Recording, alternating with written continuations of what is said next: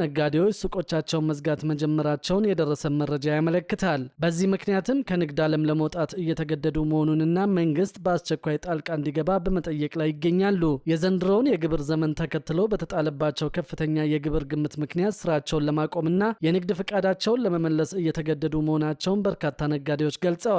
እንደ ነጋዴዎቹ ገለጻ ለአሁኑ የግብር ዘመን የተጣለባቸው የግብር ግምት ቀደም ሲል ይከፍሉት ከነበረው ጋር ሲነጻጸር እስከ 3 እጥፍ ያህል ጭማሪ አሳይተዋል። በአሁኑ ወቅት ባለው የገበያ መቀዛቀዝ፣ የኑሮ ውድነትና የህብረተሰቡ የመግዛት አቅም መዳከም ምክንያት ንግዳቸው የተቀዛቀዘ መሆኑን የሚናገሩት ነጋዴዎቹ የተጠየቁት መጠን ከሚያገኙት ገቢ ጋር ፈጽሞ የማይመጣጠን በመሆኑ የተጫነባቸው ከፍተኛ የግብር ጫናን መሸከም አለመቻላቸውን ያስረዳሉ። በዚህ ምክንያት የንግድ ፈቃዳቸውን ለመመለስ ማመልከታቸውን፣ ሱቆቻቸውን ዘግተው ከንግድ ዓለም ለመውጣት መገደዳቸውንና ጉዳዩ የሚመለከታቸው አካላት ዳግም ግምገማ እንዲያደርጉላቸው አቤቱታ በማስገባት ላይ እንደሚገኙ ተናግረዋል። ይህ ሁኔታ በአስቸኳይ መፍትሄ ካልተበጀለት የበርካታ ዜጎችን የስራ ዕድል አደጋ ላይ ከመጣሉን ባሻገር በገበያው ላይ ተጨማሪ የዋጋ ንረትና የእቃዎች እጥረት ሊፈጠር እንደሚችል ስጋታቸውን ገልጸዋል። ከ15000 እስከ 25000 ብር ይከፍሉ የነበሩ ወደ 180000 ብር፣ ከ10000 ብር ወደ 46000 ብር እንዲሁም ደግሞ ከ12000 ብር ወደ 110000 ብር ከፍ እንደተደረገም ተናግረዋል። በዚህ ውሳኔ ምክንያትም በተለያዩ ክልሎችና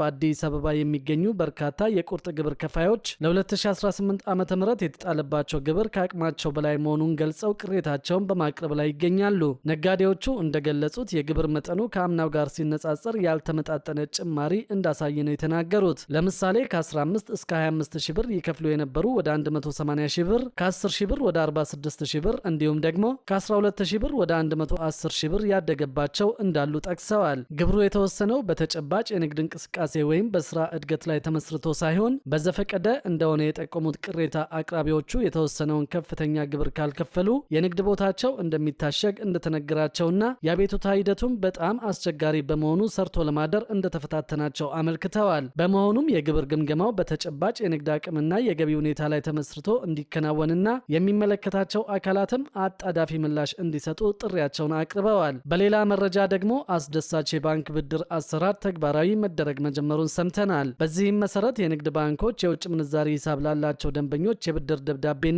የሰነድ መክፈያ ፈቃዶችን ያለ ብሔራዊ ባንክ ቅድመ ሁኔታ ማጽደቅ እንዲችሉ የሚፈቅድ መመሪያ ወጥቷል። የኢትዮጵያ ብሔራዊ ባንክ ወደ ገበያ መር የውጭ ምንዛሪ ተመን ስርዓት እያደረገ ያለውን ሽግግር ለማጠናከር የውጭ ምንዛሪ አስተዳደርን የሚያቀሉ አዳዲስ መመሪያዎችን ተግባራዊ ማድረጉን አስታውቀዋል። ባንኩ ባወጣው መግለጫ ማሻሻያው የውጭ ምንዛሪ አስተዳደርን ይበልጥ ለማቅለልና በንግድ እንቅስቃሴ ላይ እንቅፋት የሆኑ የቢሮክራሲ ሰንሰለቶችን ለመበጠስ ያስችላል ብለዋል። በአዲሱ መመሪያ መሰረት የንግድ ባንኮች የውጭ ምንዛሪ ሂሳብና የውጭ ምንዛሪ ተመላሽ ሂሳብ ላላቸው ደንበኞች የብድር ደብዳቤና የሰነድ መክፈያ ፈቃዶችን ያለ ብሔራዊ ባንክ ቅድመ ሁኔታ ማጽደቅ እንዲችሉ ሙሉ ስልጣን ሰጥቷቸዋል።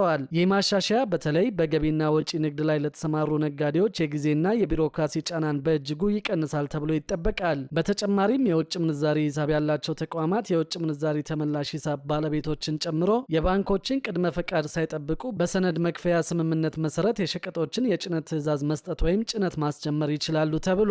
የክፍያ ሂደቱ የሚከናወነው አስፈላጊ የሆኑ ሰነዶች ቀርበው ሲረጋገጡ እንደሆነም ታውቋል። ባንኩ በንግድ ባንኮች የሚጠየቁ የብድር ደብዳቤ፣ የአገልግሎት ክፍያዎችና ኮሚሽኖች ከዓለም አቀፍ አሰራር ጋር የማይጣጣሙ ሆነው ማግኘቱንም ጠቁመዋል። ይህንን ለማስተካከልም ካሁን በኋላ ባንኮች የሚጠይቁት የአገልግሎት ክፍያ በዓመታዊ ስሌት ተሰልቶ እንደ ሰነዱ ቆይታ ጊዜ ተመጣጣኝ በሆነ መልኩ እንዲቀንስ አዟል። በተጨማሪም ባንኮች የሚጥሉት ዓመታዊ የክፍያ መጠን ብሔራዊ ባንክ ቀደም ብሎ ካስቀመጠው ከፍተኛ የክፍያ ጣሪያ መብለጥ እንደሌለበት በአዲሱ መመሪያ ላይ በጥብቅ አሳስበዋል።